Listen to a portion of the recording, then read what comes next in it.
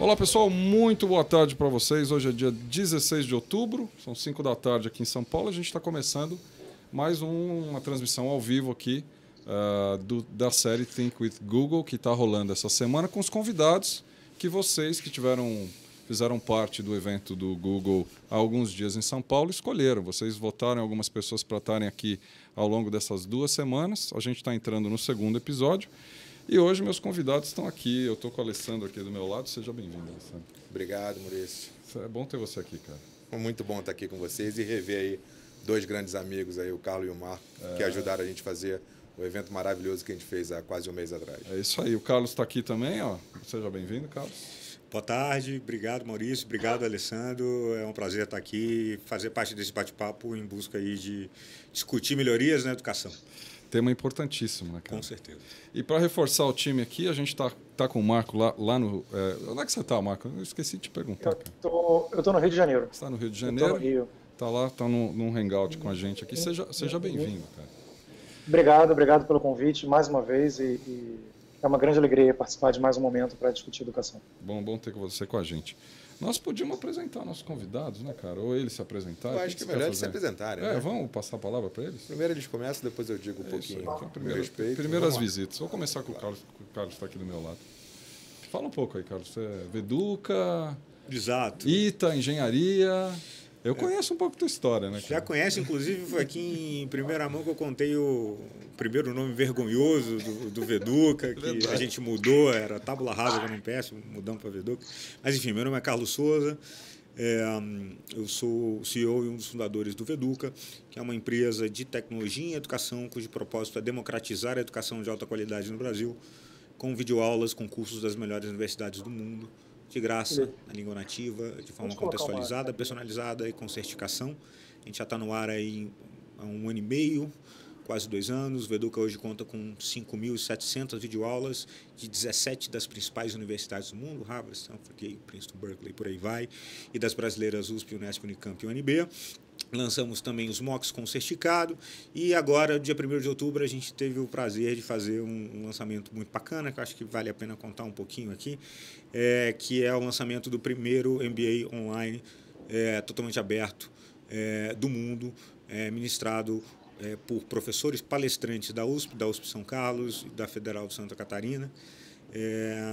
Tem 15 dias no ar, está tendo uma procura muito bacana e a gente aí buscando melhorar a vida das pessoas através da educação. Então, resumindo, sim, sou engenheiro aeronáutico, passei por banco de investimento, como todo bom engenheiro, depois trabalhei no Aviança, Procter & Gamble, quando eu decidi sair e me dedicar à educação, que eu acho que é um investimento de tempo mais...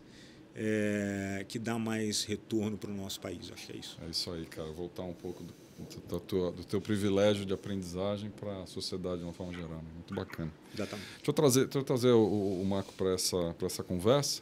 Quer falar um pouco de você, Marco, e da empresa? Sim, na verdade eu tenho até algumas semelhanças com a história do Carlos. Eu sou engenheiro também, fiz engenharia de produção na FRJ, aqui na Federal do Rio de Janeiro. Estou no espaço de educação já há bastante tempo, sou professor. Estou completando aí 16 anos como professor. Trabalhei a carreira inteira aí com ensino médio e preparatórios para pré-vestibular. E lançamos o Descomplica há um pouquinho mais de 2 anos. O nosso foco é totalmente em vídeo. A gente tem também uma biblioteca que hoje já tem aí um pouquinho mais de 5.000 vídeos. E fomos, nesses últimos 2 anos, agregando um pouco mais de robustez à plataforma, com aulas ao vivo, aulas particulares, monitorias, enfim. Chegamos a dar uma aula ao vivo para mais de 100 mil alunos. Inclusive, estamos aqui no meio de um projeto, lançamos anteontem um projeto junto com o time do Google e do Google Plus, um projeto de Hangouts, que em 2 dias, aí foi segunda e terça, nós já tivemos mais de 1 milhão de minutos assistidos. Os números eles são fenomenais, em apenas 2 dias tivemos um alcance gigantesco. E a nossa missão é tentar ajudar alunos num momento muito difícil da vida deles, que é a entrada numa universidade, principalmente nesse processo muito complicado, que é o processo do Enem, em que você tem uma pequena quantidade de alunos que pode pagar caríssimo por cursinhos que custam uma verdadeira fortuna, para no final acabarem entrando em universidades públicas, federais e grátis, enquanto que uma massa crítica de alunos gigantesca, infelizmente, não tem acesso a uma preparação de alto nível. E a gente veio com uma missão muito clara de tentar nivelar isso, conseguir entregar educação de qualidade, de alto nível, para preparar todos esses alunos de ensino médio até momento que eles estão se preparando para a entrada na universidade, para poder cursar essa universidade de primeira linha, grátis como deve ser. E a nossa missão é essa. Ao longo dos últimos 2 anos a gente tem feito isso e para nossa grande alegria tem crescido muito. Hoje o Descomplica já é um player que é bastante considerável dentro desse espaço. Muito legal, cara. Bom, o Carlos e o Marco tiveram, como o Alessandro comentou, no evento do Think with Google algumas semanas atrás. Isso. Você é diretor de negócios do Google. Esse é um setor que está crescendo no Brasil, o setor de educação vem se estruturando de um jeito incrível, né? Maurício, isso é impressionante, né? Assim, só para poder me apresentar, eu também sou engenheiro, então temos algo em comum aqui entre os três. Eu estou bem cercado aqui. Então. Me formei na Universidade Federal do Rio de Janeiro, sou professor também, então, além de trabalhar com educação, né? Militar em educação, dar aula, e pelos últimos anos a gente vê exatamente essa mudança, a mudança do próprio aluno, a mudança que as instituições de ensino, as tradicionais, vão ter que passar, porque ideias brilhantes como essas, não só como o Carlos mostrou, como o Marco também mostraram, vão fazer com que esse mundo se movimente muito rápido. E enquanto prestador de serviço para o mundo da educação, enquanto uma das plataformas que, como o Marco falou, está sendo extremamente bem utilizada, como o Hangout, a gente está usando aqui agora, para fazer com que a educação seja realmente pulverizada, todo mundo consiga ter acesso, eu consigo ver esse movimento muito rápido e muito grande no Brasil inteiro. Google vem... Bom, eu não preciso dizer a importância que o Google como Google tem para a educação, tá certo? Não vou aqui chover no molhado, né? Agora, assim, vocês vêm investindo numa série de coisas inovadoras, né? E viabilizando, inclusive, outras coisas que vêm acontecendo, né? Acho que o Hangout é um bom exemplo disso. Que mais tem muito relacionado com isso? Maurício, tem várias plataformas, né? Se parar para pensar, o Google, na verdade, o que ele fomenta é o desenvolvimento, é a utilização da tecnologia para desenvolver plataformas que permitam, né, modelos novos de negócio começarem a acontecer. E aí, quando a gente fala de educação, o Hangout é uma das principais plataformas que tem. Você possibilita isso que a gente está tendo aqui, você possibilita várias pessoas estarem presentes sem estarem presentes, né? Assim, a verdade, você tem a capacidade de levar esse conhecimento a várias pessoas ao mesmo tempo, com várias pessoas trocando ideias entre si, né? Isso é só um dos exemplos. E, obviamente, lá fora, o Google ele já tem algumas ações voltadas com educação, trabalhando junto a instituições de ensino, mas ainda vão demorar um pouquinho a chegar aqui no Brasil. E com a capacidade intelectual que a gente tem aqui dos empreendedores e que querem usar educação não só para fazer com que a nossa economia cresça, né? A nossa população seja cada vez mais consciente, mas fazer os negócios florescerem, eu acho que assim que essas plataformas chegarem aqui, a gente vai alavancar mais ainda essas oportunidades que já estão no mercado. Queria trazer para cá o tema educação à distância, né? Vou dizer, quando você fala de Hangout, quando você fala das ferramentas digitais, toda educação à distância vem muito rápido na cabeça, né? Como é que vocês veem a educação à distância no Brasil hoje? Podia começar com seus comentários sobre isso, cara. A educação à distância no Brasil vem crescendo num ritmo absurdo. Assim, se você pegar qualquer estatística, mostra que se você pegar 10 anos, você tinha uma parcela na casa de 1% de todo mundo que estuda hoje fazendo educação à distância, formal. Hoje em dia, falando da educação formal, né, de graduação, apesar ainda de toda a regulamentação que existe no Brasil. Hoje você tem mais de 15% de todos os alunos de graduação no Brasil já fazendo uma modalidade à distância. Educação formal. Sem dizer nada a respeito da educação informal. Educação informal, que eu acho muito bacana, tem um estudo, esse estudo não é muito recente, hein? É de 2010, do CETIC, do Comitê de Gestores da Internet Brasil, e ele fala que de todos os internautas que existem no Brasil a gente tem quase 100 milhões de internautas, 66% de todos os brasileiros entram todos os meses na internet em busca de educação e treinamento. Ou seja, é um número muito impressionante. Significa que o brasileiro ele sabe da importância de aprender e já descobriu, está conectado e já descobriu na internet a capacidade de aprender para ascender no extrato social. O brasileiro sabe da importância da educação para melhorar de vida, colocar dessa forma, né? E num país com as dimensões continentais, que é o caso do Brasil, a gente sabe que a educação à distância é a única forma da gente tem de aumentar a penetração do ensino de qualidade para a população. Por que eu estou dizendo isso? Se você pegar algumas estatísticas, né? De novo na graduação, o Brasil tem 17% de todos os jovens de 18 a 24 anos atualmente matriculados em uma instituição de ensino. Né? Esse número é pífio quando comparado com outros números. Só a educação à distância vai ser capaz de acelerar e, por exemplo, chegar na meta do governo. Se não me engano, a meta do governo para 2014 é ter 35% dos jovens de 18 a 24 anos matriculados em uma instituição de ensino. Não vai conseguir. Só vai conseguir com a ajuda da tecnologia, com a ajuda de plataformas, como a do Google, como a do Descomplica, como a do Veduca, para exatamente pulverizar e garantir que todo mundo tenha acesso à informação, todo mundo tenha acesso à educação. Deixa eu trazer o Marco aqui. O Marco está no Rio. Eu tenho uma sensação de que o Rio tem alguns polos de educação à distância interessantíssimos, né? Eu, por exemplo, tenho uma filha de 22, está fazendo uma pós na GV aqui de São Paulo. A aula é dada a partir do Rio, no polo da GV do Rio, imagino eu. E tem a Universidade Federal lá, que tem várias iniciativas, me parece. Como é que você vê a educação à distância, cara? Você que está num polo importante, né? Na verdade, o Rio de Janeiro, você mencionou a GV, tem também a Estácio, enfim, tem alguns outros players que estão fazendo um uso bastante extensivo e muito competente das modalidades à distância. Eu acho que o Carlos já resumiu muito bem. Na verdade, existe uma tendência e uma demanda muito grande por distribuição desse conteúdo, por capilarização desse conteúdo.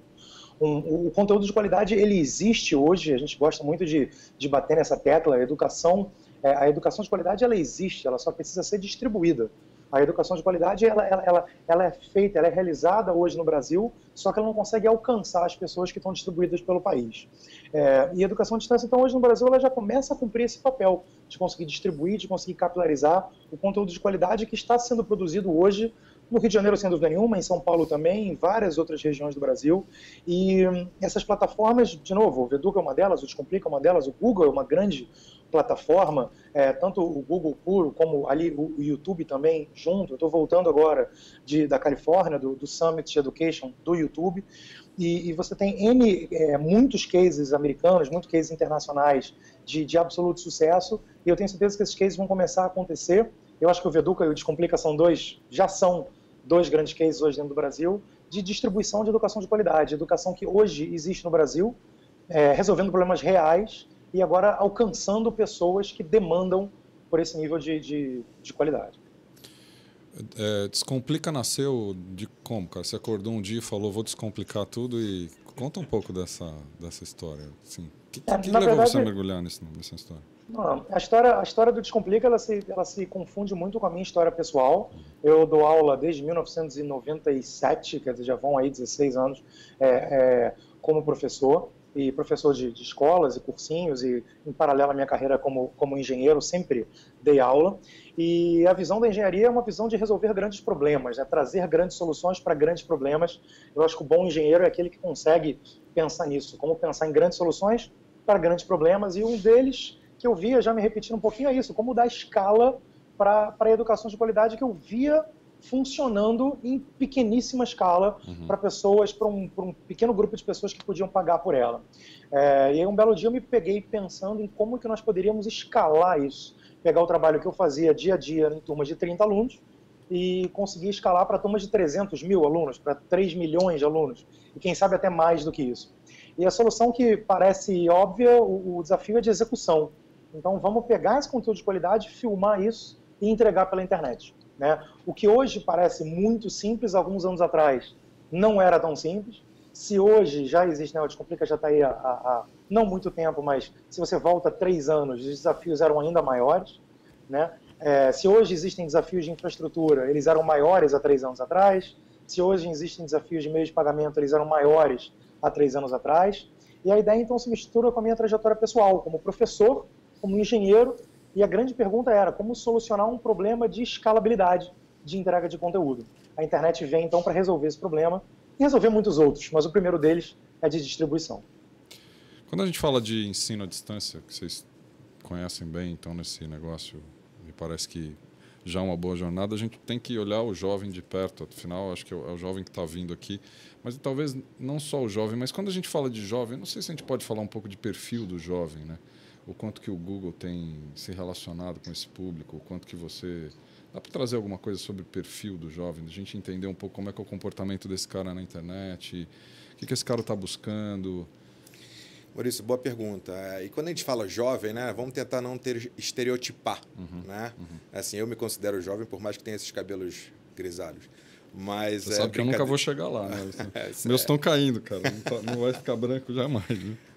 Agora, um grande ponto, e aí não só para a educação, mas uma verdade que já se tornou verdade absoluta, é que a pessoa que tem hoje acesso à internet, aí o Marco e o Carlos falaram muito bem dessa democratização do acesso, permite com que o usuário final, e aí seja jovem ou não, ele tenha muito mais informação do que ele tinha no passado, ele se integre muito mais, ou seja, ele seja muito mais social do que ele era no passado. Algumas tomadas de decisão que no passado eram feitas entre ele e alguns amigos e familiares, hoje ele pode colocar na rede, né, para amigos, nem tão próximos, mas ele pode compartilhar uma dúvida ou uma ideia e ele pode receber em poucos dias uma quantidade gigantesca de sugestões, né, e ele está no controle. Quando você leva isso para outros segmentos, isso faz com que as empresas que antigamente estavam no controle, né, colocavam seus produtos à venda e direcionavam um pouco como o consumo daquele produto e serviço deveria acontecer, hoje é completamente o contrário. Quando a gente fala um pouquinho de educação, as instituições tradicionais elas estão começando a perceber isso. Né? E com certeza, o Marco, né, como professor, né, ele viu isso. Assim, durante esses anos, os alunos não são simplesmente os passivos da história, né, que ficam ali ouvindo, tirando poucas e pequenas dúvidas e levando material para casa para tentar estudar. Na verdade, a troca começa dentro da sala de aula. Então, o professor, que antigamente ele era o lector, né, era o cara que estava ali e tinha todo o domínio da situação, ele simplesmente hoje ele é facilitador dentro da sala de aula. Então, uma das coisas que o jovem, e não só o jovem, mas quem está dentro desse mundo conectado, ele consegue entender como ele pode fazer diferença, não só no pós, mas no durante. Então, as aulas, que antigamente eram unidirecionais, hoje é uma troca. E o professor tem que se mudar, não só no dia a dia, mas tendo essas ferramentas de tecnologia para fazer isso. Como é que vocês dois têm visto o perfil do público que tem... Bom, o público de vocês mesmos, né? Como é que você tem visto esse público? Quem é esse cara? Eu concordo bastante com o que o Alessandro falou, Maurício. Eu acredito que todas as indústrias nas quais a tecnologia entra, ela entra mudando o poder de quem produz o conteúdo para quem consome o conteúdo. Então, a gente viu isso acontecer, por exemplo, na indústria da música. Há 10 anos atrás, o poder estava na mão das gravadoras. Aí entrou a tecnologia e shiftou esse poder para quem? Para a pessoa que ouve, efetivamente. Então, hoje em dia, o jovem ele está no poder, ele está no comando. Então, tem uns dados interessantes. Né? Nós fizemos, há algum tempo atrás, uma pesquisa com 1.200 estudantes, que eu acho que ilustra muito bem isso. Nós perguntamos a eles por que eles... o que mais os motivam a entrar no Veduca. Em primeiro lugar, apareceu lá o conteúdo das melhores... O conteúdo disponível gratuitamente, em primeiro lugar.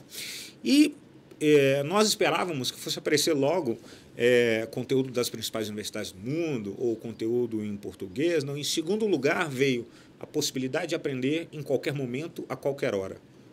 Que é um negócio que nos surpreendeu, mas acho que é muito emblemático e ilustra muito bem como eles estão no poder, como esse perfil novo quer aprender no momento que ele tem tempo. Então, esse jovem hoje ele quer escolher a própria turma com quem estudar. Esse jovem hoje ele quer montar um plano de estudo, por exemplo, personalizado, que leve em consideração que ele já sabe o que ele não sabe. Ou seja, essa juventude de hoje, eu concordo com o Alessandro, jovens, não só aquelas pessoas que nasceram há pouco tempo, né? Jovens também, também tem alguns cabelos brancos já. Elas querem estar no poder. Elas estão no poder e querem que a tecnologia possibilite a eles escolher e utilizar isso para aprender de uma forma mais eficaz. O jovem ele quer ser considerado único. Eu tenho uma experiência, então por que eu vou ser nivelado por baixo e receber um enlatado, um conteúdo que é igual para todo mundo? Não, isso pode ser personalizado para mim. Eu só posso aprender aos sábados das 3 às 4 da manhã. Então, aos sábados das 3 às 4 da manhã. É a hora que ele vai poder assistir. Vai poder assistir quantas vezes quiser. Vai poder voltar quantas vezes quiser. Então, Acho que é o nosso papel, enquanto empresas de tecnologia voltada à educação, exatamente facilitar isso, entregar o que a nossa audiência, o que o jovem quer, na formato que ele quer, da maneira que ele espera, e assim a gente vai conseguir cumprir com os nossos propósitos. Vou trazer o Marco para essa discussão. O que dá para acrescentar nisso, Marco? Na verdade, dá para acrescentar muito pouco. Eu acho que já foi coberto o principal. Se a gente fosse resumir isso em 2 grandes pontos, e nós consideramos muito esses 2 grandes pontos aqui no Descomplica, o jovem hoje ele quer dialogar e ele quer escolher. Né? Ele quer ter a possibilidade de dialogar com amigos de amigos, dialogar com o professor que está perto e que está longe. Então ele quer diálogo, ele quer interagir. E a gente pode falar interagir ou dialogar, e as 2 coisas elas se confundem muito. E depois de interagir e dialogar, ele quer poder escolher. Ele quer poder escolher quando ele vai estudar, onde ele vai estudar, como ele vai estudar, colocar isso na balança e deixar o jovem dialogar, interagir e escolher. Dialogar, interagir e escolher. E esse é um fluxo que funciona muito bem, ele é muito orgânico dentro das plataformas sociais, e nós precisamos, como empreendedores de tecnologia da educação, conseguir traduzir isso num ambiente educacional. O diálogo, a interação e a escolha em um fluxo de estudo acadêmico. O diálogo, a interação, a escolha e um fluxo de estudo acadêmico. Eu acho que esse é o nosso papel, conseguir fazer isso acontecer. Agora, vocês todos, né? Vocês vêm com um poder de inovação absurdo, né? Ainda mais quando são engenheiros, os caras vêm com poder de inovação estruturado ainda. Então, agora, a área de educação é uma área extremamente conservadora, né? De alguma forma, né? Todo mundo fala que a educação está do jeito que está há centenas de anos, né? Como lidar com inovação numa área tão sedimentada, tão, de alguma forma, conservadora? Bem, Maurício, pegando o gancho nesse ponto... Essa é a pergunta de $1 milhão. Essa pergunta vale até mais, né? Vamos fazer um IPO da pergunta. Mas, coincidentemente, foi exatamente assim que a gente abriu o evento há quase um mês atrás, onde a gente colocou, né, numa linha do tempo, dizendo que a gente tem instituições do século XIX, né, os professores do século XX, e os alunos já estão hoje no século XXI. Né? E esse é um dos principais paradigmas, porque o aluno já demanda isso. E aí o Marco e o Carlos falaram muito bem, né, assim, o que interessa é o conteúdo, mas também é a forma. Então não adianta você ser o melhor professor daquilo se você pratica ou se você coloca aquilo à disposição dos alunos de uma única maneira que não é a forma pela qual os alunos estão dispostos a receber. Então, assim, não vamos fazer omelete sem quebrar ovos, vamos ter que quebrar alguns ovos, né? E talvez os principais pilares que precisem entender um pouco mais como se adequar são as instituições mais tradicionais, né? Porque a tecnologia quase reduz a zero as barreiras de entrada. Então, as grandes instituições que tinham essas barreiras de entrada de novos entrantes nesse mercado, que é um mercado complexo, né, que tem que ter um conteúdo, tem que ter uma forma, eles, obviamente, esperaram um pouco para ver o que poderia acontecer, para que depois eles começassem a trabalhar em cima e correr atrás do tempo perdido. O que acontece é, com a tecnologia, você reduz essa barreira a quase zero, e a tecnologia começa a fazer com que você tenha cada vez correr mais atrás daquele pequeno espaço que você ficou sem se movimentar. Então, para mim, o grande ponto é pessoas novas, não novas em idade, mas pessoas que consigam congregar tecnologia e objetivo, fim, porque a tecnologia pela tecnologia é uma ferramenta. Se você não tiver uma aplicação estruturada e inteligente para com aquela ferramenta, ela vai ficar parada ali, por mais que ela seja muito cara e de última geração. Então, as pessoas hoje elas já estão entendendo cada vez mais a demanda desse novo consumidor, vamos dizer assim, por educação, e conseguindo implementar o que eles têm de objetivo com o uso de ferramentas. Então, quem não souber fazer isso nos próximos poucos anos vai ter muito que correr atrás e talvez não consiga se recuperar. Agora, trazendo a pergunta para os meninos aqui. complicando. Meninos, eu gostei dessa. Obrigado. Eu gostaria de ser incluído nessa, de menino. Não, eu dividi o time, Alessandro. Eu dividi o time. Na verdade, você e eu estamos num, os meninos estão no outro, tá? Desculpem. Mas, enfim. Tirando as idades, então, né? Trazendo a pergunta para os dois aqui. Tá bom, a gente fala de inovação num setor relativamente conservador e tem as brechas de inovação. Vocês dois fundaram organizações que estão trabalhando com educação e inovação fortemente. Como casar essas iniciativas que estão fora, vamos dizer assim, do meio acadêmico, com o meio acadêmico, com as instituições formais? Como é que você vem fazendo isso no Veduca? Acho que primeiro, como eu falo, para você ter sucesso em qualquer coisa que você faz na sua vida, você tem que cercar de pessoas boas. Então, hoje, um dos meus sócios do meio acadêmico, é professor na Escola Politécnica lá na USP, tem nos ajudado a circular no meio acadêmico. E daí, nós começamos a exatamente criar tecnologias para inovar. Eu queria contar 2 casos que eu acho que exemplificam um pouquinho o tipo de coisa pela qual a gente passa. Faz aproximadamente um mês, eu tive no 19º Congresso de EAD, Internacional de EAD, que aconteceu em Salvador. Eu dei uma palestra, chegou no final, abriu para perguntas, e aí levantou a mão uma professora, levantou a mão e perguntou: olha, Carlos, você falou a respeito de turmas customizadas, que vocês estão trabalhando um algoritmo que vai permitir que as pessoas se agrupem por afinidade, né? E aí, será que isso é bom mesmo? E a diversidade, como é que funciona? E estava lotado, mais de 1000 pessoas. Aí eu falei: obrigado pela pergunta, a melhor resposta que eu posso dar para ela é: eu não sei. Vamos ver o que dá, né? Vamos ver o que dá. Eu acho que foi interessante. O pessoal aplaudiu como se nunca tivesse ouvido alguém falar: eu não sei. Mas é verdade, a gente não sabe. Tem várias coisas, tem vários pontos nos quais a gente está trabalhando que a gente não sabe, que a gente vai utilizar, como você muito bem colocou na abertura. A gente está trazendo um approach de inovar, mas uma inovação estruturada. Nós vamos testar a turma, por exemplo, algoritmos que agrupam a turma por afinidade. Funcionou? Aumentou a eficiência educacional? Sim, legal. Não. Vamos forçar a diversidade e ver o que acontece? Vamos testar, vamos medir e vamos... Eu acho que essa é a forma de inovar, na qual você vai aprendendo. Não, na verdade, ele não sabe. A gente está tentando melhorar um sistema que veio evoluindo ao longo dos últimos 1000 anos. Claro. Não é nem o século XIX. Tem 1000 anos que esse sistema que nós utilizamos, ele vem sendo evoluído. A gente sabe que ele está quebrado, que a tecnologia entrou para mudá-lo. Então, qual é a melhor forma? É azul, amarelo ou é verde? Não sei. Vamos testar. Tem um outro aspecto, acho que interessante, como você junta isso com o meio acadêmico, que é o contato com a universidade.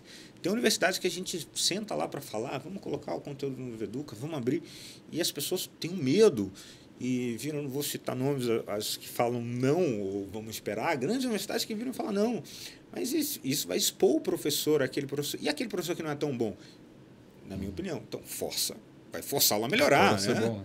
Exatamente. E se o aluno fizer uma pergunta estúpida? Vai forçar o aluno a não fazer perguntas estúpidas, né? Se a gente estiver gravando para colocar o conteúdo na internet. E tem outras universidades que a gente chega para conversar ou com o reitor ou com o diretor responsável: então, vamos abrir, vamos colocar. Vamos agora. A gente tem que abrir mesmo.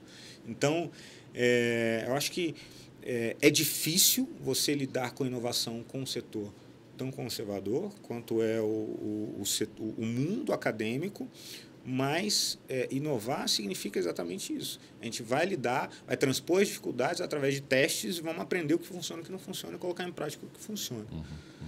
É assim que eu vejo. Vou trazer o Marco para essa conversa. Como é que você tem trabalhado com instituições de ensino? Como é que tem sido essa relação?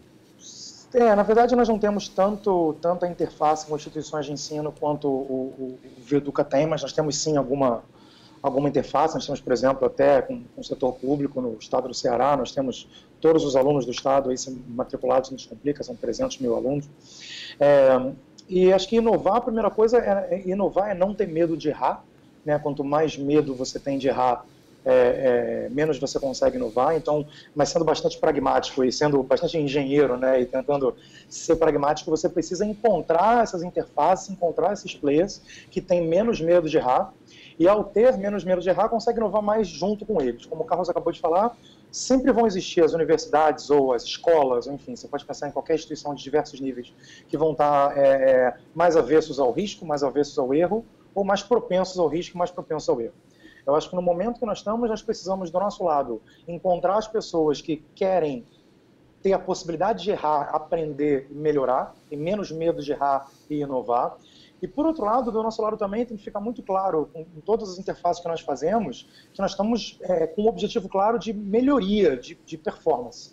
Onde melhoria de performance pode ser melhoria de uma nota, pode ser aumento de conveniência, pode ser convencer o aluno que estudar pode ser mais divertido.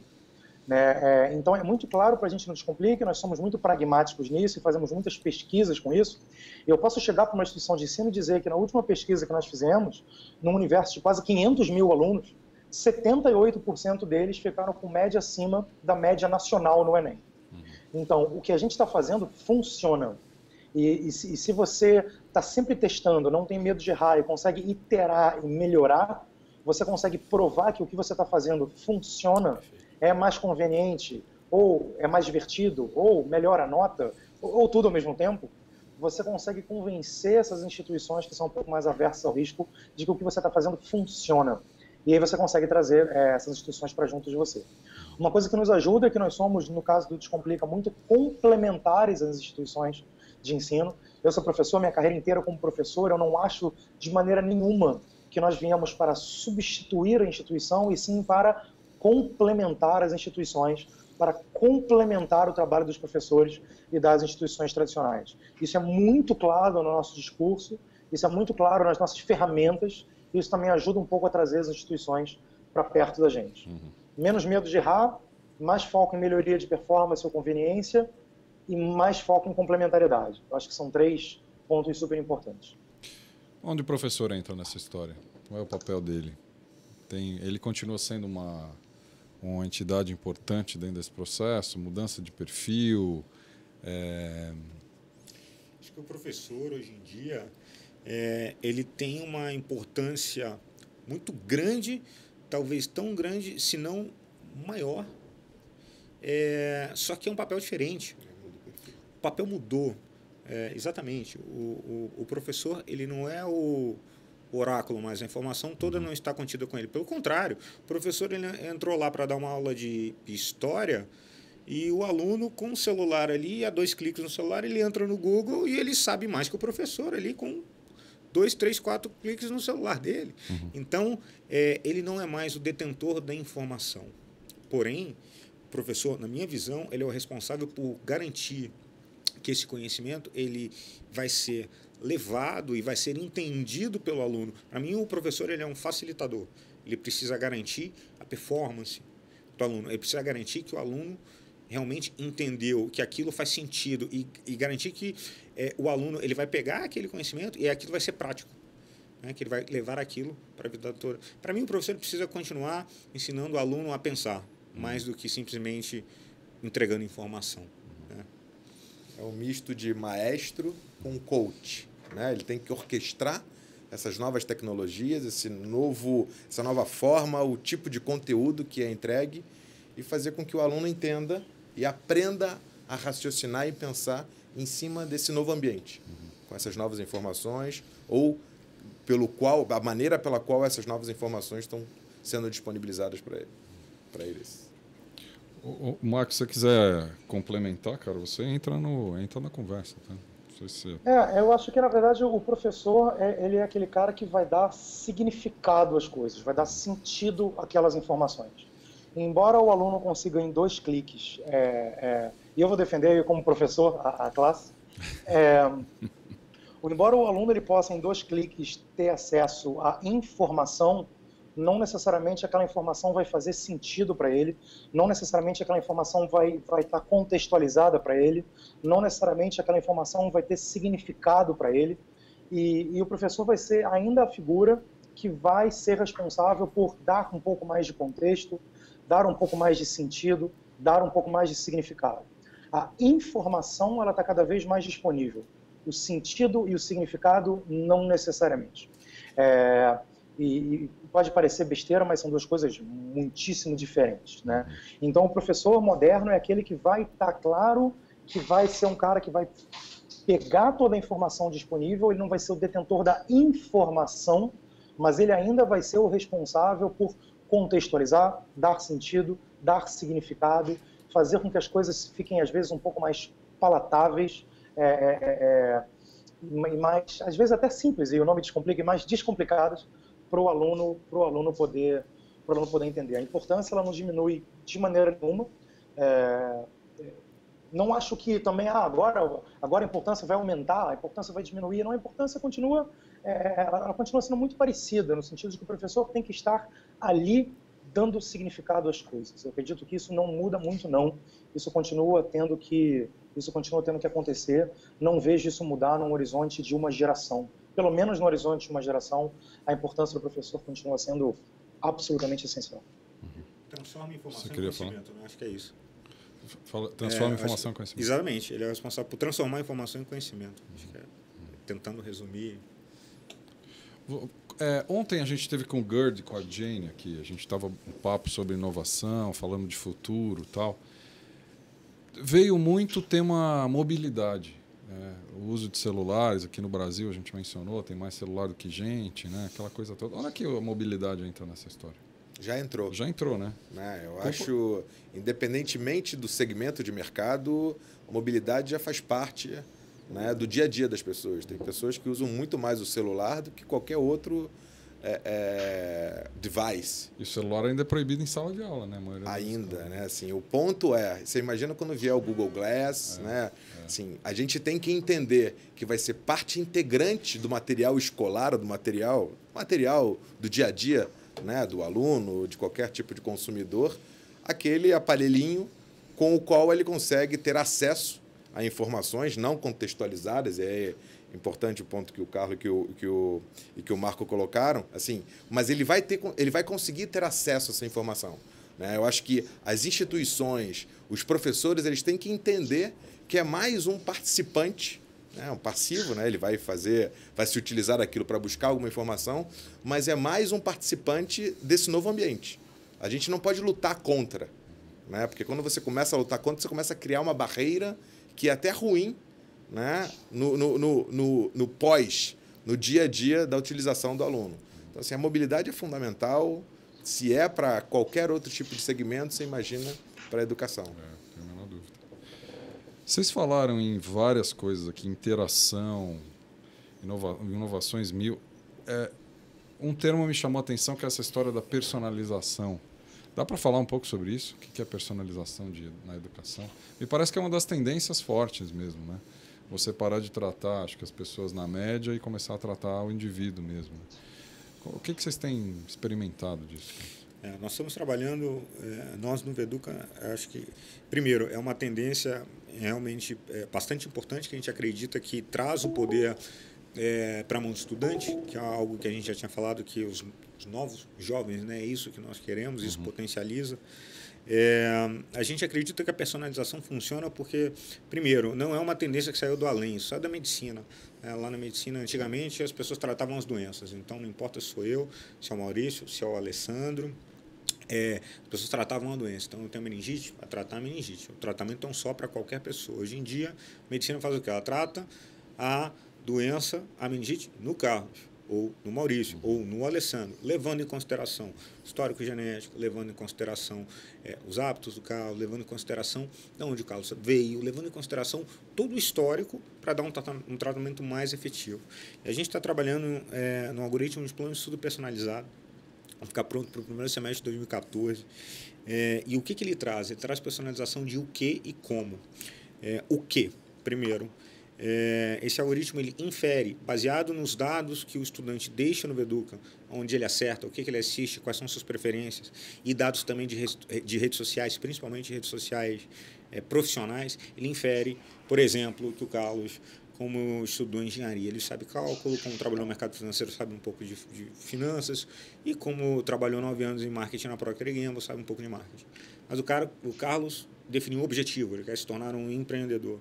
Baseado no objetivo que o aluno deixa, naquilo que ele sabe, para ele se tornar empreendedor, o que ele falta? Ele falta, por exemplo, aprender fundraising ou gerenciamento de time ou qualquer que seja um ou outro skill ou uma outra disciplina. Baseado nisso, o que o algoritmo faz?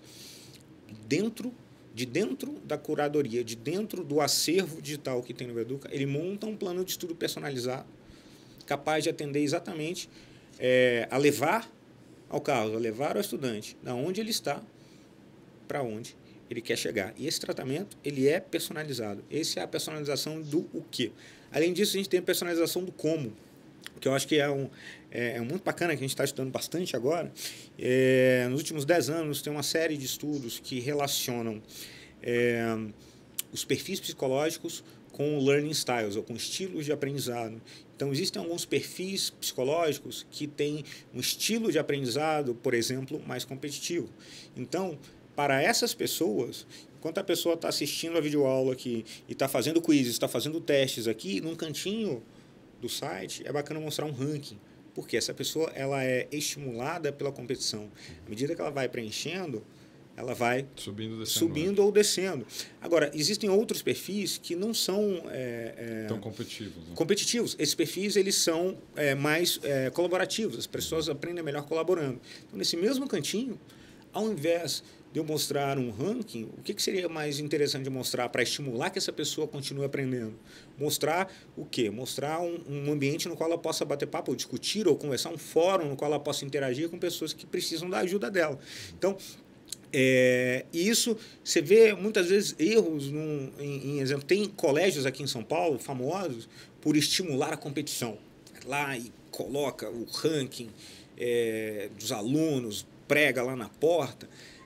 Hoje em dia, a gente já sabe que não é todo mundo que se adequa a esse estilo. Você pode ter, muitas vezes, estudantes que seriam ótimos, mas pelo fato dele ter um perfil psicológico que tem um estilo de aprendizado que não se adequa à competição, essa não é a escola certa para a pessoa. Numa escola física, não tem jeito. É um peso à medida. Todo mundo que está no colégio X tem que seguir o ritmo. Agora, com a tecnologia, exatamente, eu consigo fazer com que a minha plataforma apareça de uma forma personalizada, dependendo de quem é que está acessando a plataforma. É assim que a gente vê. É claro que a gente tem uma série de perguntas. Será que isso vai funcionar? O que é que vai garantir a performance mínima do estudante que sair de um plano de estudo personalizado, que é diferente para cada pessoa? E inovação é isso, nós vamos aprender. Deixa eu trazer o Marco aqui. Das inovações que a gente vem convivendo, qual é aquela que salta os teus olhos, cara? Que é a menina dos seus olhos? Não, na verdade, sem dúvida nenhuma, quando a gente fala de personalização, sem dúvida nenhuma, uma das meninas dos olhos. No Descomplica, a gente também está lançando, agora está super no nosso roadmap. A gente hoje já tem vários planos de estudos diferentes, o aluno pode escolher. Ele pode navegar mais rápido ou mais devagar naquele plano de estudo. Ele pode escolher qual plano de estudo ele vai entrar.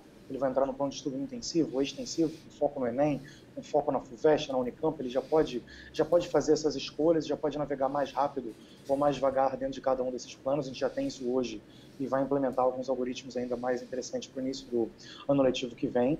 Mas, por um lado, falar de personalização é uma coisa nova, por outro lado, é o tema do início da conversa, que é dar escala para uma coisa que já existe. Porque uma aula particular é uma aula absolutamente personalizada. Né? Só que ela não tem escalabilidade. Quando você, como professor particular, senta do lado de um aluno, a primeira coisa que você faz nos primeiros 3 minutos de aula é tentar entender qual é o nível daquele aluno, o que ele já aprendeu, o que ele não aprendeu, o quão rápido ele vai conseguir avançar naquela 1 hora de aula que você tem, se o foco você vai ter que focar na teoria ou nos exercícios. Então, o que a tecnologia faz, de novo, é dar escala por uma coisa que já existe. O professor particular ele já personaliza essa entrega de conteúdo. Só que agora a gente vai conseguir usar a tecnologia para personalizar isso para 1 milhão de alunos simultaneamente, e não para um aluno de cada vez, num modelo que é muitíssimo pouco escalável. Então, essa é a ideia. Não tem muito mistério. O que a gente está fazendo é dar escala por uma coisa que já existe. E aqui no Descomplica a gente gosta muito de tentar desconstruir os mitos de grandes revoluções. Nós estamos fazendo coisas simples. Nós estamos dando mais escala para coisas que já existem. E isso te ajuda muito a montar arquiteturas para conseguir executar o plano. Isso é genial. E o Google continua investindo forte nessa indústria, nesse setor. É a capacidade de você enxergar o todo sem perder a singularidade do indivíduo. Genial. Todo mundo tem uma maneira de agir diferente, né? Tem concepções diferentes a partir do mesmo cenário. E é exatamente isso. Você consegue potencializar cada um dando uma atenção diferenciada. E fazendo isso nessa escala, se utilizando a tecnologia, você imagina a capacidade das pessoas daqui a um tempo, tendo esse desenvolvimento, sendo desenvolvimento tailor-made, ao invés de fazer um desenvolvimento pela média. Genial.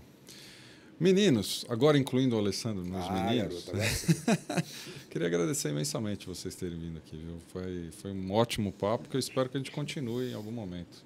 Obrigado, viu, Alessandro? Obrigado a vocês. Obrigado, cara. Obrigado, Carlos. Obrigado. Valeu, cara. Muito obrigado mesmo. Foi ótimo ter você de novo. Deixa eu trazer o Marco aqui para eu... Obrigado, Marco. Obrigado, cara, pelo teu tempo aí. Obrigado a vocês, obrigado pelo convite e obrigado por estar estimulando essa conversa sobre educação que é tão importante para o país. Muito legal, cara. Olha, e a gente continua o nosso bate-papo amanhã, mesmo horário, 5 da tarde ao vivo. Amanhã tem Dom Tapscott aqui, né? Vamos falar com o Dom Tapscott ao vivo. Quem quiser participe aqui com a gente. A gente se vê então no próximo episódio. Um beijo a todos.